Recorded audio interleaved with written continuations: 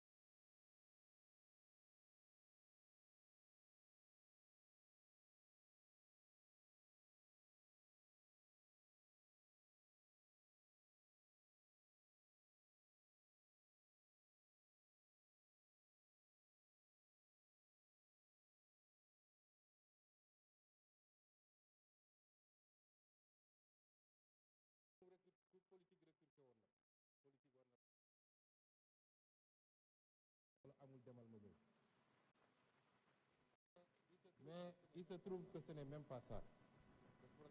Le problème, ministre bi Birame Souleye Diop wax na ko léegi. On vous a donné des arguments techniques. Répondez par rapport à des arguments techniques. Nee nga justice il faut mu prononcer. Kan moo tere justice prononcer? Les gens sont libres d'aller en justice pour dire que d'accord avec sama licenciement. Et la justice se prononcera. C'est pas un débat, jarul ñëw ci assemblée. Boobu vraiment c'est hors sujet. Ensuite, parler de justice. Vous savez, wax naa léegi je ne sais pas dans ce que j'ai défini nga xam ne lépp ci constitution laa ko jëlee lan mooy le change de régime est-ce que yow xam nga régime Sénégal c'est ça je rappelle que c'est ça vous dites qu'on change de régime quand la constitution change de régime c'est-à-dire il faut arrêter d'être aérien. dee leen wax loo xam ne dañ naan 1 plus 1 égale 2 constitution article wax na lii est-ce que mooy nañ ko dee leen dellu si noonu ci politique parce que sinon da ngay di nekk di lëndëmal askan wi ci wax yoo xam ne amul bopp amul genn. La justice elle doit être rendue. La justice a été discréditée depuis plusieurs années loolu du lu ñuy nëbb lu Sénégal yëpp d'accord la majorité des acteurs de la justice d'accord nañ ci. Magistrat, avocat, greffier, ñëpp d'accord nañu y a un problème kon loolu lu ñuy waxati te ñi yàq justice nitu justice loxoom mi ngi ci lenn ci nitu justice yi du ñëpp parce que gis nañ li fi xew ak comment on a instrumentalisé des magistrats ba ñëpp ñaawlu ko loolu am na fi et cette justice là il faut l'aider à se redresser parce que erreur bi sénégalais yi warul def mooy jàpp ni dès lors qu'on a élu le président Bassirou Diomaye Faye le 24 mars mbir mi changé na déedéet y a la volonté de changer la conduite du changement et les résultats yi ñu war a am l'État c'est le même État qui est là les mêmes agents hauts fonctionnaires magistrats etc. loolu c'est pas parce que changé nga président rek que loolu changé na de liggéey la boo xam ne au jour le jour lañ koy def. Ce qu'on appelle l'état profond, il est encore là, avec ses habitudes.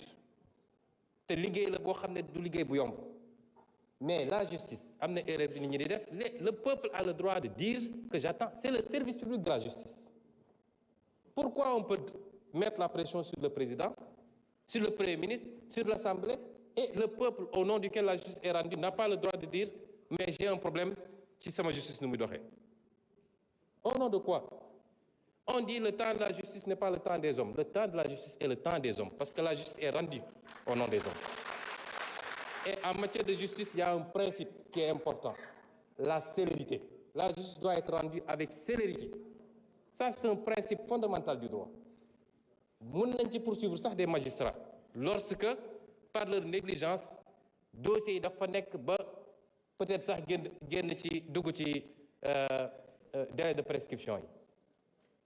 On peut poursuivre disciplinairement des magistrats tey bi ñu jóg ñëwee gars yi def inventaire laaj leen dans les trucs dans les cabinets d'instruction ñaata dossiers lañ fa fekk des milliers de dossiers qui dorment là-bas depuis longtemps On peut trouver des justifications, peut-être amuñu suffisamment d'effectifs, peut-être les conditions de travail, mais en tout cas de cause, la justice doit être rendue avec célérité parce que le citoyen doit pouvoir connaître son sort rapidement et la société doit pouvoir être édifiée sur le sort du citoyen.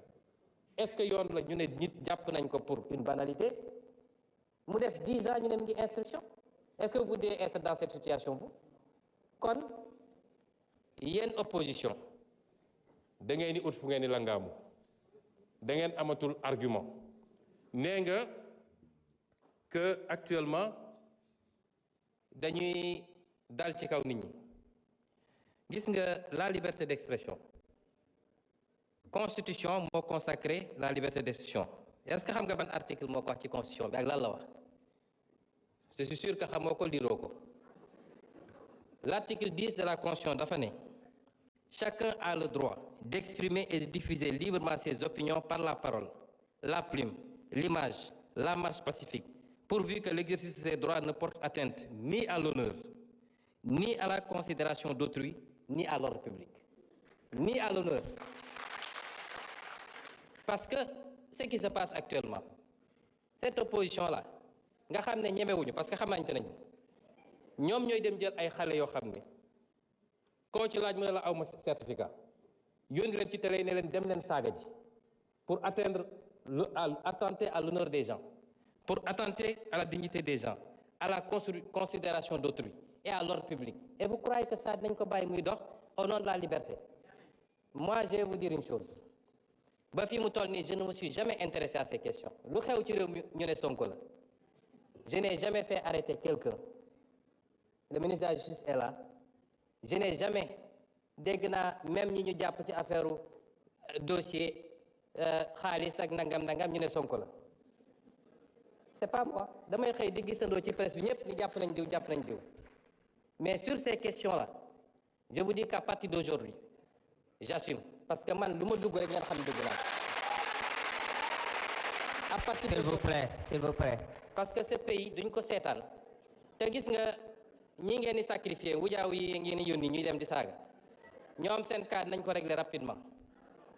Mu des nag xanaa yéen opposants yi ponkalu opposants yi nekk seen kër yor seeni milliards di joxe di fay ay loyer pour nit ñi saagal leen xanaa dañu génn ñeme léegi bis bu ñu effacer ñoo ñëpp ils prendront leur courage pour sortir et on les attend parce que nag yéen a ngi woo ci terrain bu ñu xam ñun terrain bu ñu mën ñoo leen ciy xaar.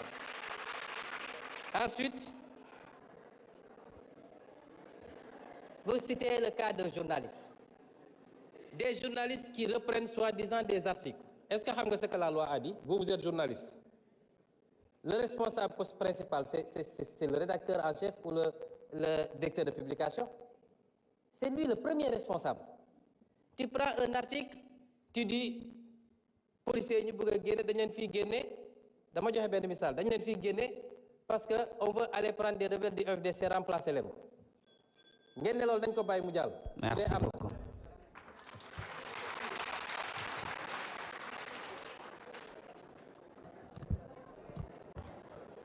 Honorable Ousmane Diop, vous avez la parole.